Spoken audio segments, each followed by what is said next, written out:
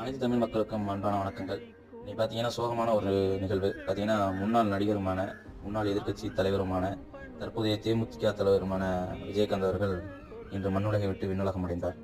அவர் புகழ் என்றென்றும் தமிழகம் முழுவதும் ஒலித்துக் கொண்டுதான் இருக்கும்.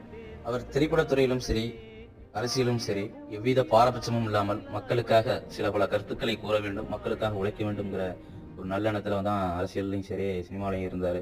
அவர் நடித்த படத்தெல்லாம் பார்த்தீங்கன்னா எழுச்சி மிகு படங்களாக தான் இருக்கும். மக்களுக்கு ஒரு உணர்ச்சி பொங்கக்கூடிய வகையில கருத்துக்களை சொல்லக்கூடிய படமா தான் இருக்கும். அரசியலையும் சரி அதே மாதிரி தான் இருந்தாரு. சினிமா துறையில அவர் கூட பணியாற்றிய அனைத்து தோழர்களும் சொல்லக்கூடிய கருத்து பார்த்தீங்கன்னா, இவர் ஒரு அன்னமிட்ட தலைவர். வருகின்ற அனைத்து நண்பர்களையும் முதலில் உணவருந்த வைத்து தான் அப்புறம் தான் அவர் பேசவே வருவாராம். அப்படிப்பட்ட ஒரு அன்னமிட்ட தலைவர் இன்று நம்மை விட்டு மறைந்துள்ளார். அவர் மறைந்தாலும் அவர் புகழ் என்றும் நம்மோடு இருக்கும் என்று அவர் ஆத்மா சாந்தியட எல்லா இறைவனையும் வேண்டிக் கொள்கின்றோம். நன்றி, வணக்கம்.